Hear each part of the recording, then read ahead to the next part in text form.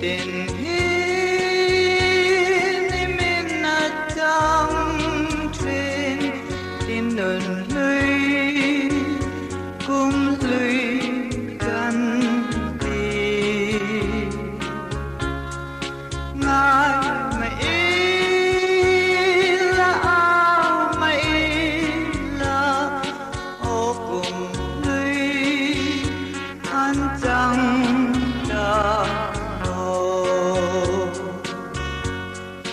Zamual pui an liam zavao nun lui liam athar zela oi kador lai ti pui nu lin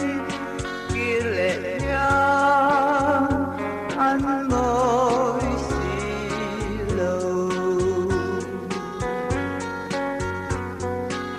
I pray Lord can simni teji rialang rau kiran hello kan bang lai bun chat lai po hi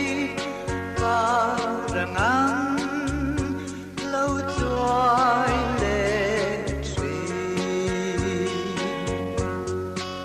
Zamual pui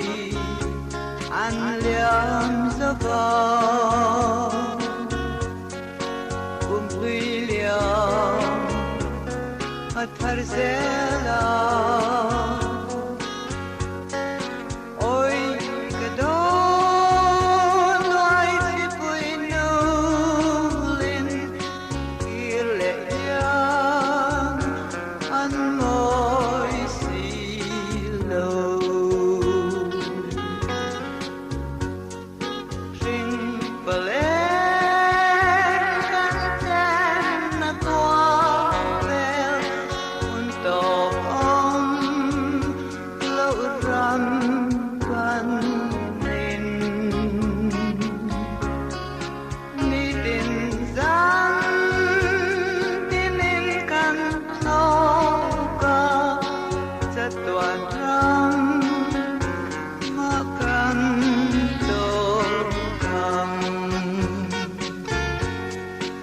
Zamual pui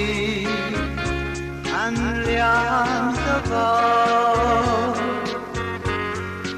nun lui liam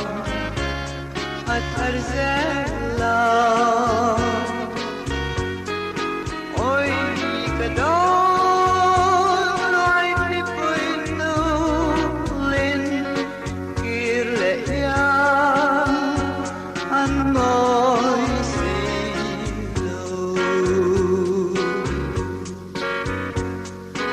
Zamual pui